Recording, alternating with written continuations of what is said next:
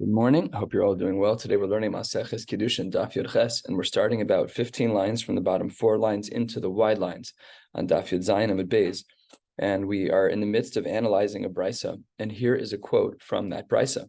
The brisa reads, Hanirtza v'hanimkar le'ovid kochavim, a person whose ear was pierced, so a man who's in permanent servitude, or someone who was sold to a goy, Eino oved loas habein v'loas habas. If in fact the initial owner, the father, the Baal, dies, then this person, the nirtza, or the person who is nimkar lo'ovid kochavim, does not fall as a Yerusha to the children. And the Gemara wants to know why this is the case. 5 lines down into the wide lines, nirtza, in regards to the permanent person whose ear was pierced, that's what the pasuk says, that he gets his ear pierced, and he's an Eved forever. And the Gemara has a drasha, very glad, a very simple drasha, even though it may not be logical for us to say where the drasha comes from, but the drasha nevertheless is what it is, that he will not, and this Eved will not be then serving the master's son or daughter. That's in regards to nirtza. What about nimkar lo'ovid kochavim minayin? What about a case where a person was sold to a guy? So Amar Chizkiya, Amar Krav v'chishavim konehu. The pasuk says that there needs to be a cheshbon that's made, a financial cheshbon with konehu, with his master, below im yorshe konehu, but not with the children of. And therefore, for a person who's sold to an ovid kochavim, and then the master dies, he would not then fall to the master's children. Amar Rava, Davar Torah. We have a din d'oraisa. Ovid kochavim yoresh es aviv. This is fascinating. A non-Jew has a Yerusha from his non-Jewish father, midoraisa. Shene'emar b'chishavim konehu. They're not Jewish, but still there's a din d'oraisa, that there's an element of Yerusha based on the pasuk of b'chishavim konehu, and says the Gemara v'lo im yorshe konehu, but not with his yorshim, but rather up to his father. So there would be some type of din d'oraisa michlal the isla yorshim. So yes, it's true that there are times that the Eved won't go to the children. That's true, but we still have the language of Yerusha. It says below him yorshe konehu.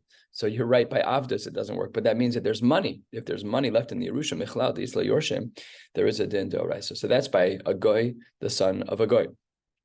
What about a case of ger es ha'oved kochavim? Let's say that there's a ger. If a man converts, his parents are ovdei kochavim. His parents are goyim. He's from Yid, payas, hat, jacket from guy, and his parents are goyim. So then there's no relationship at all. Eino midivrei Torah, ella midivrei sofrim. There is a din d'Rabbanan. The Chachamim instituted that a ger should take Yerusha from his non-Jewish parents, even though biologically they're related. Halachically they're not related, because a ger shehi skayers kekatan hanolad. We know that when a ger converts, it's as though he's reborn, and his initial parents, though biologically they're his parents, halachically they're not. Afal Piken, the Chachamim instituted that there should be some type of Yerusha. We'll see why that's the case in a moment. And the Gemara says 10 lines or so from the bottom of Yud Zayin Amud Beis. That's not. How do we know this to be true? Ger ve'oved kochavim shiyash ve'savim oved kochavim. Let's say you have 2 brothers. You have a ger and an oved kochavim. So you have Chaim and you have John. So Chaim, his name used to be Charlie. Now he was a ger. He dipped in the mikvah, got a bris. He's from now. So his brother is a goy, and the father is a goy, because Chaim's a ger. So let's say you have these 2 brothers. Sheyarshu asavim oved kochavim. They inherited from their father whatever amounts of money that they had. Ger yacholomar lo oved kochavim. Chaim, the ger, is allowed to tell John, his brother, Tol ata avodas kochavim v'animos. You take the avodah zarah. I'm not interested. Tol ata yayin nesech v'ani peros. You take the yayin nesech. I can't drink it anyways because I'm from Stam Yeno. V'ani peros, and I'll take the fruits. However, all of this is only before it gets to their rishus, because once the money is given over, mishabou the rishus, once it gets to Chaim's house, then bo rishus ger. Once it gets to Chaim's house, then aser. And here's the Gemara's logic as to how we know that the ger has no din d'oraisa. V'isal kadaitach d'oraisa. If we would have thought that the relationship between a ger and his father was a din d'oraisa, namely that automatically upon the father's death, there's a din d'oraisa that exists between the ger and his biological father in frame of Yerusha, that can't be, because kilo bo the rishus onami, even without it, if there was a din d'oraisa, then it shouldn't matter if the avodah zarah came to his rishus. Kishakil chilufe avodas kochavim hudika shakil, because Chaim and John are trading They're saying, I'll take this, you take that. If halachically they're already in his rishus, he shouldn't be able to take anything, because everything he takes by definition means that his brother's taking something else and he's getting hana from avodah zarah. Ella, it must therefore be that it's midrabanan, that the relationship in regards to Yerusha between a ger and his father is a din derabanan. And why did the Chachamim institute that there should be a Yerusha between a father and his ger son? Says the Gemara, a fascinating svara. We are concerned that if the son isn't going to have access to the finances that his non-Jewish father has, then he may, due to his desires for money, end up going back to his old ways. And because of that, the Chachamim instituted that a son who is a ger is allowed to take a Yerusha from his father, midrabanan. And the brisa that follows is a raya for this, 5 lines from the bottom. When is this true? When there is a shutfus, it's asur for the brothers to share in the Yerusha for the same exact reason, because he'd be benefiting from avodah zarah. And this is a raya for this shita, and it seems to be that this is how we paskin, that a ger, if you have a boy who's a ger, a man who's a ger, and his father dies, there is a Yerusha midrabanan, not midoraisa. The Torah doesn't have a platform for it, but midrabanan, the Chachamim instituted that a ger can take Yerusha from his non-Jewish father in order to ensure that he stays on the path. Next, 4 lines from the bottom, Oved kochavim es hager, v'ger es hager. If there is a non-Jew whose father converted, so John's father converts, he's a ger, or v'geres hager, if John converted, and then separately John's father converted. In these cases, eino lo midivrei Torah v'lo midivrei sofrim, there's no Yerusha in either of these cases at all, 0, no relationship at all. Ditznan, how do we know? Because we have a case where the Mishnah says, this is actually not a Mishnah, it's actually a brisa, the Tanya, it should be, Lova maos min hager shenisgairu banavimo lo yachzer lebanov. You're not even required to return the money in regards to borrowing money. If you borrow money and then there's a gerus that takes place, it's not the same person anymore, and you don't have to return the money even. Yeah, that's but in secular courts. Yeah, that's possible. Halacha l'maisa, yeah, that may be true, but halachically, lova maos min hager shenisgairu banavimo lo yachzer lebanov. You're not even allowed to give the money back to the children of the ger. So let's say you have John became Yonasan. John is a ger now. His children are what are they? His children are they also go through gerus. So then Charlie becomes Chaim, and then the father dies. You don't give the money back. You should not be giving it back to the sons. There's no relationship between the father and the son, halachically speaking. Right. Good. So says the Gemara, you should not do that. And if in fact you return the money, you should not do that. It's not appropriate to return the money. And then the Gemara says, wait, that's not so simple, because Ve'atanya, Ruach HaChamim is nochehemenu. So says the Gemara, lo kasha. It depends on the relationship that exists between the father and that child. And the Gemara makes the following distinction. In one case, we're talking about where the conception and the birth were not bikdusha. Namely, nobody was Jewish at any point during the conception and birth. And in the other case, I'm turning to the top of Yud Ches Amud Aleph, Shehoraso Shelo Bikdusha Veledasa Bikdusha. His conception was not Bikdusha, but his Leda was Bikdusha. So if the Leda was Bikdusha, then you should return the money to the person. That's considered Ruach HaChamim Nochei Menu. And if the Leda was, and if the conception and the Leda were not Bikdusha, they were not Jewish at all at any point, so then that's Ein Ruach HaChamim Nochei Menu. On a similar note, on Yud Ches Amud Aleph, Rav Chia bar Avin Amar Rav Yochanan says, "Ovid kol chavim yoresh aviv," that a non-Jew does inherit from his father, as we said on the earlier page, Davar Torah, but it's based on a different pasuk. Dechsiv ki Yerusha leEsav nasati es har seir, says the Gemara. We learn from Esav, which is very interesting because Esav was not a good guy, but Esav wasn't a goy. That's called a mumar in halacha. A mumar is someone who rejects halacha outright. Got a phone call last night from somebody who wants to convert his son. He said, I'm a conservative Jew. I'm interested in converting my son, but my wife and I don't keep Shabbos. Do you think a rabbinical court will? They did a whatever, surrogacy, a whole complicated case. The baby's a goy doraisa. He said, I want to do a conversion. Will an Orthodox court convert my child if my wife and I don't keep Shabbos? I'm like, I highly doubt it. I said, I highly doubt it, because you're not putting your son in an environment where he can flourish as an observant Jew. So I'm going to call Rabbi Reese and hash this out today. Anyways. This is the Esav piece. Says the Gemara. Wait 1 second. V'dilma Yisrael Mumar Shiny. Esav wasn't a goy. He was Yisrael Mumar. He was not from. He rejected halacha. Understood. But in regards to Yisrael Mumar, maybe that's different than a guy. So it says, you're right, Ella. Ella maybe perhaps the pasuk that we know that an Ovid Kochavim is Yoresh Aviv Ella Mehacha Kilim Neilot Nasatias or Yerusha, and there that person is a guy, and therefore there is such a thing between a father and a son in that regard. Why is it that they have a machlokes about the psukim of Ki Yerusha or the pasuk of Ki Livnei Lot? Actually, the previous pasuk of Chishavim Konehu says Gemara. My time alo amar kirava, because he says Rava's drasha was michzi v'chishavim konehu with the drasha of below im yorshe konehu. The drasha is not there. The Rava my time alo amar kirab bar Avin. Why didn't you say like him? Says the Gemara mishum kvoda de Avram shiny. Maybe in regards to the psukim by Lot, maybe things are different because Abraham's involved, and Abraham of course has a relationship with Lot, and therefore you can't bring a raya from that case about a pure guy. So they flip flopped on the psukim, but it does seem that midei oraisa. That an Ovid Kochavim does have a Yerusha from his father, Mido Raisa. That brings us to Yud Ches Amud Aleph, 10 lines down. The Brisa reads, Tanu Rabbanon, Yesh be'ivri she'in be'ivriya. There are halachos that apply by an Eved Ivri that don't apply by his female counterpart. V'yesh be'ivriya she'in be'ivri. And there are things that apply by a female slave that don't apply by a male slave.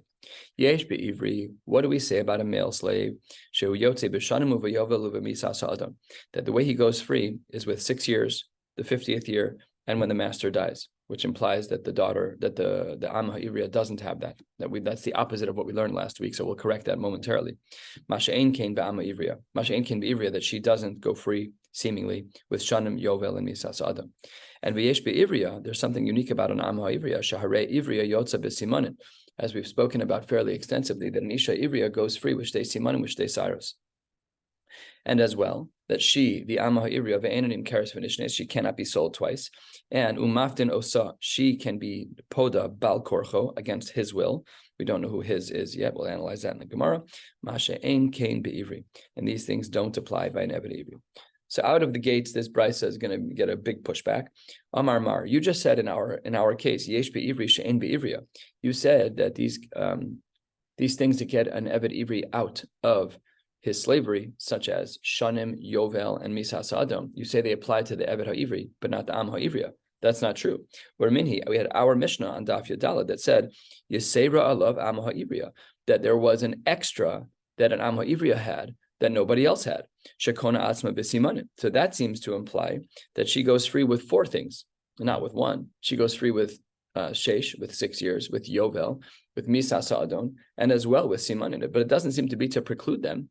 So therefore it says, the Gemara Amar of Sheishes, when is this brisa talking about when it says she does not go free with Sheish, with Yovel, and with Misas Adon? That's only true when they halachically get married in some way, shape, and form. We're going to discuss this marriage, this model for marriage toward the end of the day today. It's quite complicated. We'll have to figure out what's going on. So says the Gemara, wait 1 second. The master married the Am Ha'ivriya? If that's true, Yada, if they did get married, Pshita, Gita Baya, they're married, of course. They need a get. The 6 years won't sever their bond, neither will Yovel. They're married. So when a man marries the Am Ha'ivriya and she's now a wife, the regular rules don't apply. The only thing that applies is that she would still leave seemingly with Simanin, which doesn't even make sense either. So let's analyze this. Says the Gemara, Ma'u detema, you might have thought, Lo livat lahilcha samina. We might have thought that just because she got married doesn't mean that she won't go free with Sheish, with Yovel, and Misas Adon. Kamash Malan, that those rules don't apply anymore. Why then, when she has Shtei Sairos as a Nara, she becomes 11, 12 years old, and she has two hairs that grow? Maybe we should say that she should still go free. That's what the Brisa implies. It says the Gemara, no hachi kamar, you've misunderstood. Im lo yada yotza af b'simanin, only if she is not halachically married to simanin work. But once a man marries his Amma Ivriya, then none of the rules of exclusion work. She doesn't go free at 6 years, at 50 years. She doesn't go free with Misas Adon. Misas Adon, she might go free. And she doesn't go free with Simanin because she is halachically married. We had also said on the Brisa toward the top of the page, ve'enanim keres v'nishnes, that a woman can't be sold repeatedly into slavery. And says the Gemara, just about halfway down on Yud Ches Amud Aleph, let's analyze this. Michlal, this implies to Eved Ivri nimkar v'nishne. It implies that a male slave, an Eved Ivri, can be sold repeatedly. But how can you say that? V'hatanya, we have a brisa which is a few lines long, we're going to learn this brisa, but really the end of the brisa is what we need. Hatanya, bignei vaso, when we talk about is gneva velo bikfelo, we're not talking about kefel. Bignei vaso velo bizimama, we're talking about gneva, but not about a case of edim zomimin. And the part that we need for this brisa is bignei vaso, kevan nimkar pamachas shuv iyata rishai lemochro, that in regards to an eved, for that which he stole, he can only be sold once. Yet our implication is that the male can be sold multiple times. So which one is it? Says the Gemara, Amar Rava, Lo Kasha, Kan B'Gneva Achas, Kan B'Shtei Gnevos. In one case, we say that he is not sold. That's this new brisa that we just saw. That's if he only stole one time. But in regards to Shtei Gnevos, if he stole twice, then we do sell him into servitude. Amar Le Abaye, that doesn't make any sense because the phrase B'Gnei Vaso in the pasuk is Tuva Mashma. That implies that there are multiple Gnevas. It doesn't imply that there's one Gneva. So therefore, your distinction doesn't make sense because there is no implication in our Gemara, in the psukim about Gneva Achas. So therefore, he rejects. Abaye rejects Rava's answer. And therefore, Ella Amar Abaye, Lo Kasha, Kan Be'adam Echad. Kan Bishnei Bnei Adam. It depends if you stole from one person or if you stole from two. If you stole from one person, you can't be sold multiple times. If you stole from two people, then for each of the people that you stole from and you can't pay back, you can be sold into servitude for each of those people. Tanu Rabbanan, getting a little bit more granular in regards to this part of the sugya, 2/3 of the way down.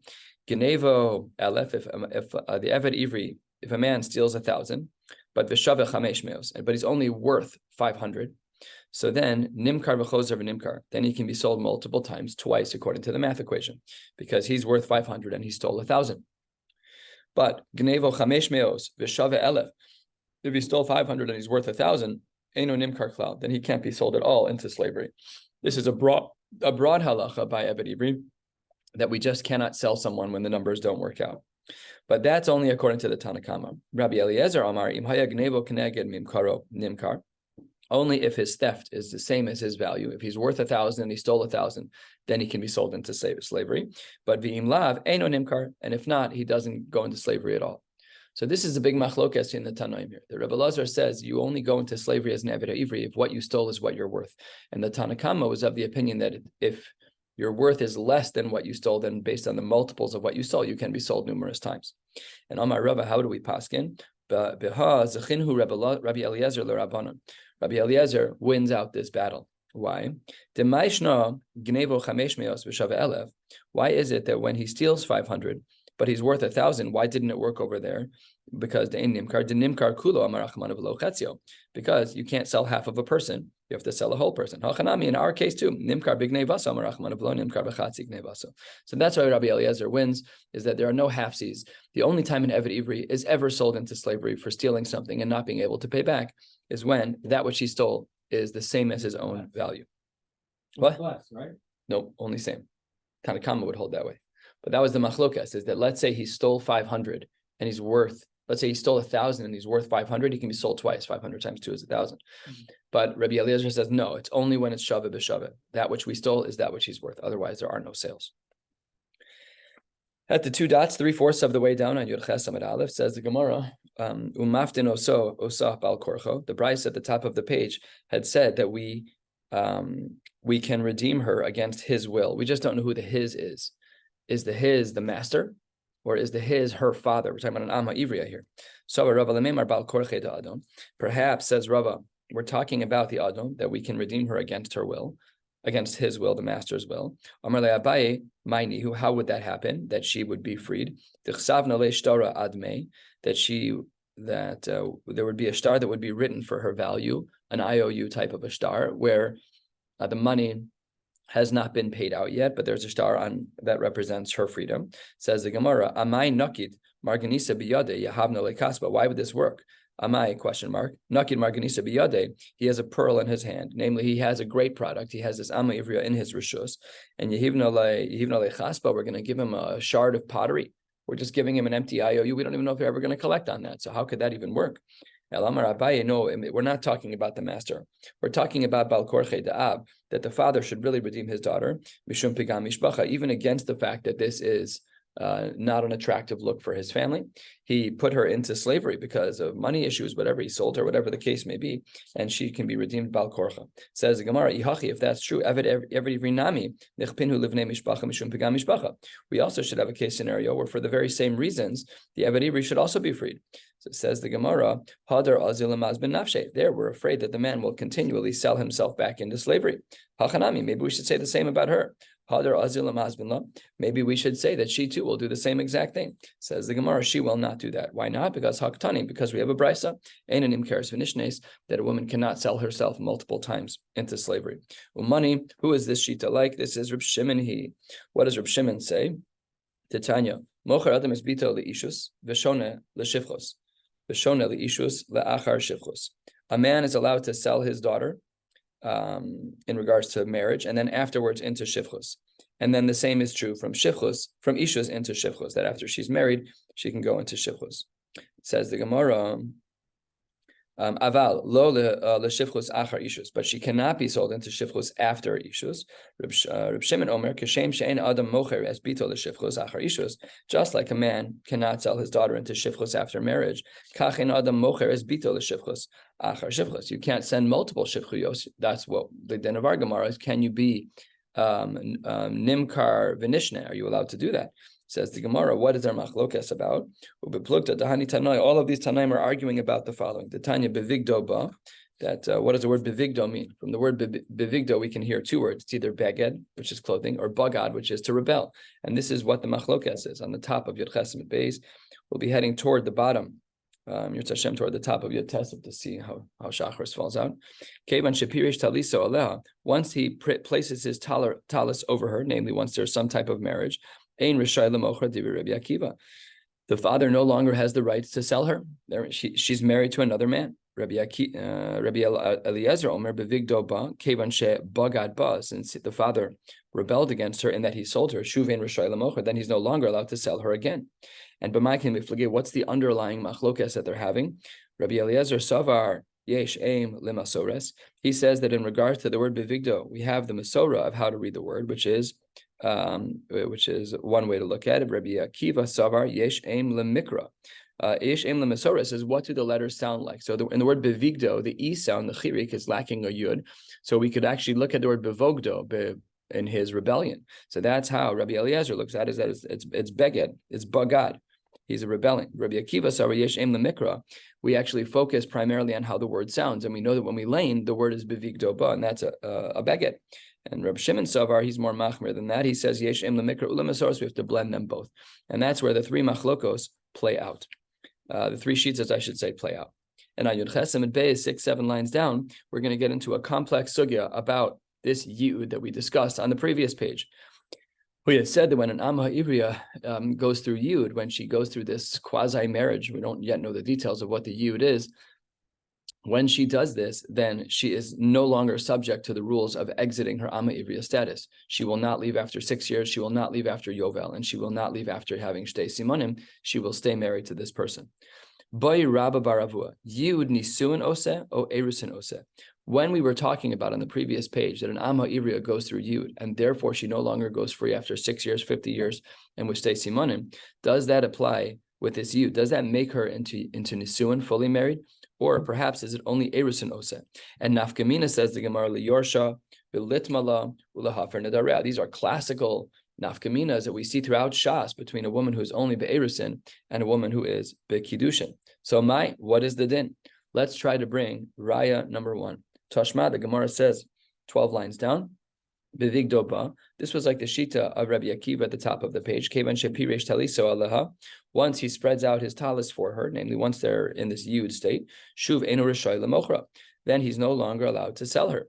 The father is no longer allowed to sell her daughter. Zvuni hu de lo masbinla. He's not allowed to sell her. That's true. But what's the deal? Ka yiude miyaydla. But he is still allowed to create a scenario of yud. Now, if you want to say that yud, this marriage between a man and an Amma Ivriya, is actual full nisuin, so then kevan denises shuv ein lehavi reshusba. If it were to be that yud was nisuin proper, 100% married, then once that happens, the father is no longer allowed to have control over his daughter. Shuv ein lehavi reshusba elalav. It must therefore be shma mina Erusin Ose. It must therefore be that Erusin, that Yud only generates Erusin and not Nisun. Amar Rav Nachman bar Yitzchak, a third of the way down. That's really not true. Really, hacha bekiddushin de almakoi. Maybe what we're talking about here is regular kiddushin. V'achi kamar kevan shemasra leavia lemishin ischai b'sheira ksusa v'onasa shuvenu yachal lemochra. Maybe it is regular kiddushin. Maybe, but once this person is handed over, once the Amma Ivria is niknes b'yud, it's regular kiddushin. But because she is now going to be treated with she'er ksus and ona, so therefore it's enough for the father to no longer have a role. Therefore, this brisa is not a raya. And we're back to our question as to what yud is. Is yud nisuin or is yud kiddushin? And then we move into the next answer, which is just about halfway down. Toshma, ein mochra lekrovim, that an Amma Ivria cannot be sold to family members. So let's say if I own an Amma Ivria, I cannot sell her to my brother because she can't marry my brother. Mishum Rabbi Eliezer Amru Mocher Lekrovim, that they are allowed to be sold to relatives. And this next sentence is the one that's is difficult for us to understand, and also going to be the continuation of the Gemara until the top of the next page. Vishavin, and everyone agrees, says the Gemara, Rabbi Eliezer, then the Tanakama agree, Shem Mocher Almana Lekohen Gadol, that an almana who's not allowed to marry a kohen gadol can be sold to a kohen gadol, and a grusha v'chalutza lekohen hedyo, and as well that a grusha and a chalutza who are not allowed to marry regular kohanim can also go to a kohen. So it says the Gemara, Hi almana heichi dami. What is the case with this almana? A little bit more than halfway down. Ilema de kaddish nafsha. If you want to say she married off herself when she really wasn't supposed to, that's an almana karila. That's not called an almana. She wasn't supposed to do that. She was too young. If in fact the father was the one who gave her as an almana to the kohen gadol, how can it be that the father even did that? You're not allowed to do that. That can't be the case, because we already learned on the bottom of Daf Yud Chesamid Beis that a father cannot sell his daughter to shifchus after ishus. Really, what are we talking about here? We're talking about this marriage to an Amma Ivria. And according to the opinion of Rabbi Yossi, Rabbi Yehuda, what does he hold? To Amar, he says, Mos harishonos lav lekiddushin nitznu. He says that when a man gives over money, the Mos harishonos are talking about the acquisition of the Amma Ivria. They don't function as kiddushin dollars. Now, the amris nisuin ose. If you want to say that Yud, the marriage to an Amma Ivria, generates a scenario of full marriage, even Nisuin, Kevan Shenises, once there is full marriage, Shuvein Lahavi Reshusba. So says the Gemara, therefore, it must be that it's Erusin, because that Yud causes Erusin and Yud doesn't cause Nisuin, because once there's Yud that is Nisuin, then the father can no longer have a role. The Elamai, what do you want to say? Erusin Ose? If that's true, then Vishavin Shemochra, how can you say that they are halachically the same in regards to an almana to a kohen gadol? That's also impossible. How then can we even have an understanding here of this brisa as an answer to our question? We're trying to figure out again. Our question is, does Yud, this marriage between a man and an Amma Ha'ivriya, does that generate Nisuin or Kiddushin? And none of the options seem to work. So it says the Gemara, maybe we'd say, Shiny Erusin Dida, Me Erusin Davia. Perhaps when a girl allows herself to get engaged on her own, versus when a father helps her to get engaged, maybe those are different. Says the Gemara, no, those two types of Erusin are not different, and you can't make a distinction that way, because if you say that, then afilu tema nisuin osa shiny nisuin dida mi nisuin davia. Perhaps we would then have to say that nisuin that is generated by a young girl is different than nisuin that's generated by her father. That also makes no sense. Says the Gemara, hi my, what is all of this comparing that you're doing? Bishlama erusin me erusin shiny. I could understand that there's a difference between the different kinds of erusin. I can understand that the father causes one type of erusin and the daughter causes her own. Ela nisuin mi nisuin, turning to the top of Yotes Amud Aleph, mi shiny. How can you say that the distinctions between nisuin are different? After all, at the end of the day, she is going to be married no matter what. That's what Rashi says on the top of the page. Dibra hamaskal mi shiny. Kevan de nisuin deoraisinin nafka legamre mirashuse. You can't say that there's a difference between her getting to the stage of nisuin on her own or her doing that with her father, because it doesn't matter. Whichever one is the case, nisuin is a din deoraisa, and therefore the father will no longer have any rights over her. So says the Gemara, will the Rav Nachman bar Yitzchak Amar afilu the Rabbi Yossi Rabbi Yehuda Mos Rishonos the Kiddushin nitnu, even according to Rav Nachman bar Yitzchak, who says that really the Mos Harishonos could be used for Kiddushin. B'may mukim la. What would we then understand this case as? Mukim la Rabbi Eliezer. Then we would have to understand this case like Rabbi Eliezer Damar lishvachos achar shvachos who delo matzi mazbin la, that you cannot sell her into slavery twice. Aval lishvachos achar ishus matzi mizabin la. And so therefore, we're stuck without our question. We've tried twice and we don't have an answer.